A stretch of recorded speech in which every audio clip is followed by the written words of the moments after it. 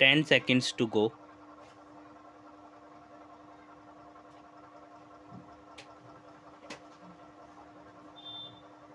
Start.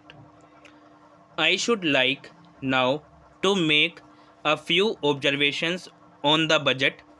This budget marks a turning point in the history of our country.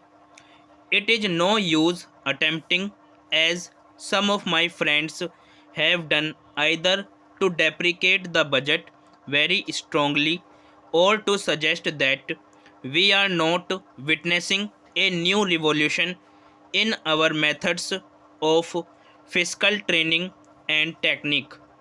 I want it to be quite clearly pointed out to my friends that we are now facing the lean years of Indian finance. Hitherto, we had revenue surpluses which were a form of public saving and which were meant to be utilized or capital development.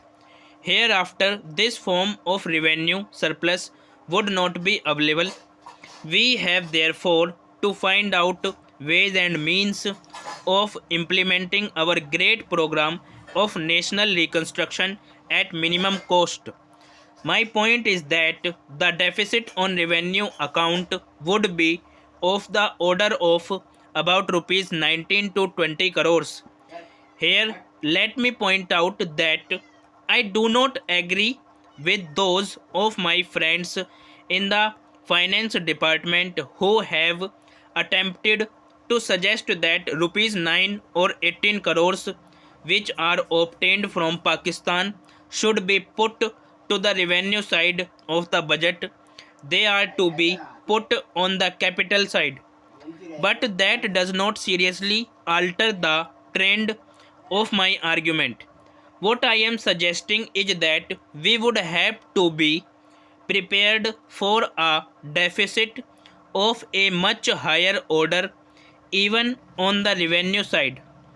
That itself should make us realize that there are very many problems which we have to face, and that we have to undertake ways and means of increasing the resources of our country so that it might be possible for us to have a greater amount of surplus or a greater amount of public saving for the purpose of financing capital development.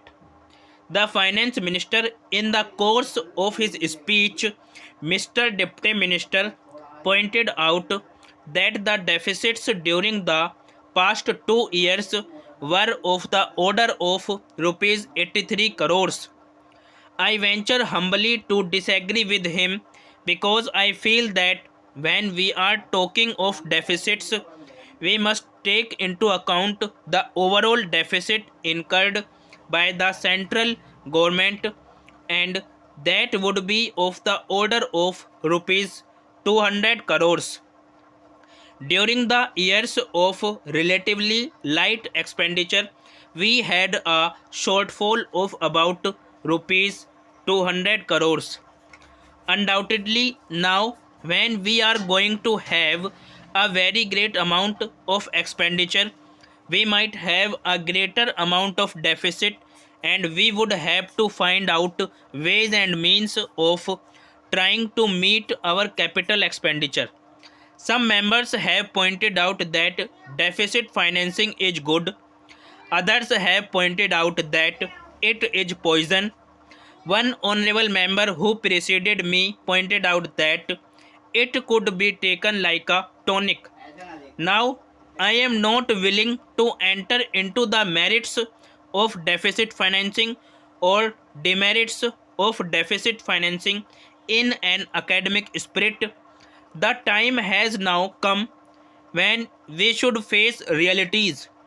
I do suggest that we have to indulge in deficit financing, because without indulging in deficit financing, it would not be possible for us to indulge in capital expenditure on such a large scale. But when we are talking of the scope of deficit financing, I would like to place before the House and the finance minister, the two great limitations which face us. The first limitation that faces us is that concerning the internal price level, the Honorable the Finance Minister referred to the cost of living. He said that he was going to keep a watch over the cost of living so that it may not shoot up within a short period and make a mess of the plans of capital development. But there is another limitation which has also to be borne in mind, a limitation which has not received as much notice as it should have done in all the discussions that have taken place on deficit financing. That limitation is the external limitation or the limitation which arises on account of our balance of payments position.